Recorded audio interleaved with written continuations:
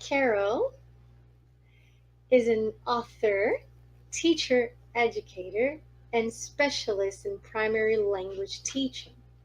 Carol is a former president of EFLtalks, and I admire her work quite a lot. So thank you, Carol, for joining us today. Thank you. Thank you. It's a pleasure to be here.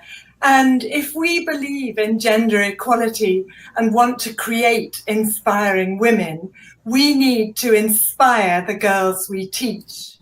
The different ways we teach boys and girls starts very young, and all of us, and I mean all of us, as professional educators, parents, and including those of us who think of ourselves as feminists, we do it even unconsciously.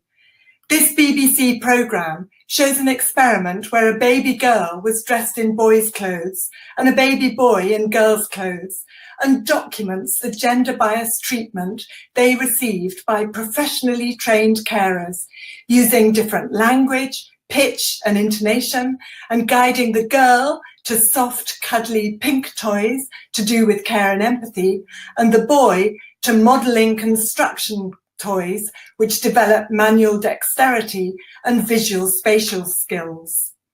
According to a recent study by The Observer, there is also a huge gender bias in children's books. Male characters are 50% more likely to take leading roles in children's picture books. In stories with anthropomorphic characters, animals are 73% more likely to be marked as male. As Lauren Child, author-illustrator of the Charlie and Lola series, has said, it gives out a message about how society sees you. If boys get the starring roles in books and girls are the sidekicks, it confirms that that's how the world is and how it should be, and it feels very hard to be equal then.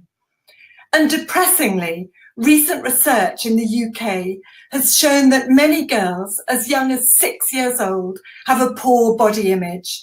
They have less self-esteem and less self-confidence and already feel that they can't do as well as boys. Every girl needs to grow up thinking that she can be anything she wants to be. We need to celebrate and thank Elena Favilli and Francesca Cavalli for Goodnight Stories for Rebel Girls, which documents the true stories of successful women with vision, confidence, and aspirations in one-page child-friendly language, and is also, by the way, a great source of text to use in class, which can act as models for children writing stories about people they admire too. Although gender equality is arguably an uphill battle, there are plenty of things that we can do, and every little bit counts. Here are 8 golden tips for minding the gap and achieving gender equality in early language learning. Tip 1, be aware and reflective. Think about your own approach and conscious or unconscious biases towards gender. Monitor your behaviour and responses to girls and boys. Get feedback or record yourself. Avoid stereotypes in examples and situations. Mummy cooking in the kitchen. Avoid stereotyping in the way you see children. For example, boys as noisy and loud and showing less emotion. Girls as sweeter and calm and crying more readily. Ask boys and girls to do the same tasks. Girls can move chairs just as easily as boys. Note the different types of question types that you may tend to ask boys and girls and redress the balance if necessary. Remember that you are a significant role model. Make the most of it. Tip 2, watch your language. Avoid gendered language. Use gender-neutral pronouns, it, their, they. Use non-gender specific terms for jobs, firefighter, police officer. Be aware that if you say a sentence like a doctor looks after his patients, the assumption is that the doctor is male. This is not political correctness gone mad. Language is important. It changes social meaning and is a reflection of the way we see the world. Tip 3, explicitly address gender issues in age-appropriate ways. Use spoofed fairy tales, such as this classic by Babette Cole, or try reversing the roles in fairy tales and have the princess rescue the prince. And the princess does not always need to have blonde hair either, by the way. Raise awareness and critical thinking through discussion of advertisements, gender roles in film or TV, visuals or stories in ELT materials. Do explicit gender-focused activities. For example, how do girls and boys help differently at home? Sorting adjectives which may be used to describe men and women, and why are they like that?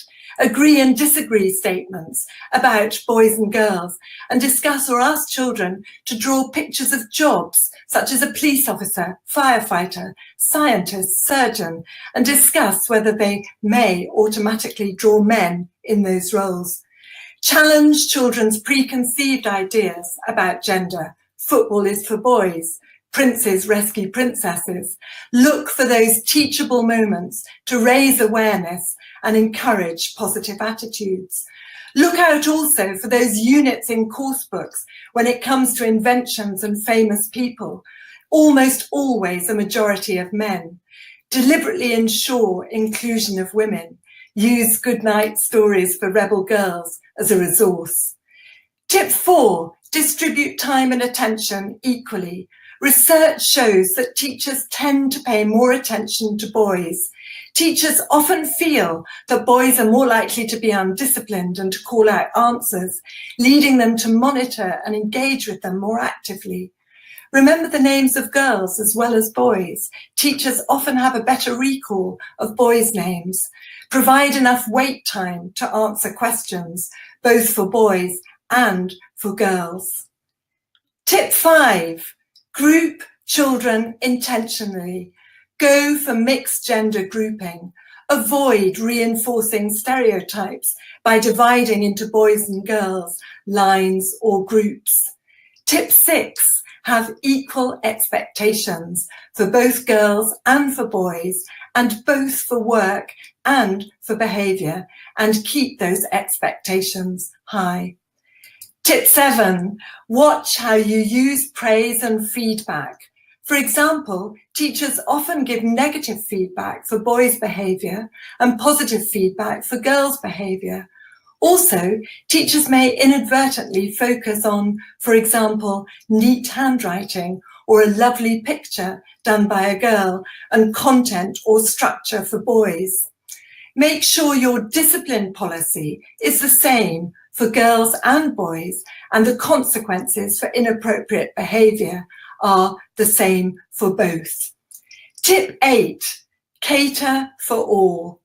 Easier said than done at times may be, but treat your class as a community.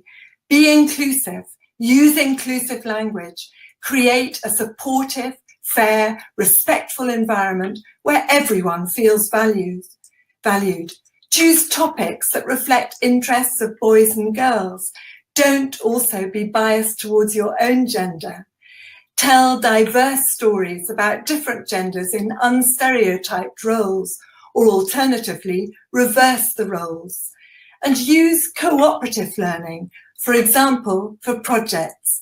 Remember, team, together everybody achieves more, and assign roles in a varied, non-gender based way, and encourage children to do the same. Remember, though, that also things can be very tough for boys too, and that boys also often have to struggle against boys' stereotypes and expectations of how they should behave. And many of us, the large majority, over 90%, according to research globally, of primary language teachers are women. And so we also need to be aware of the role model that we can give girls, but the way we need to appeal and cater for all our boys' interests and levels as well.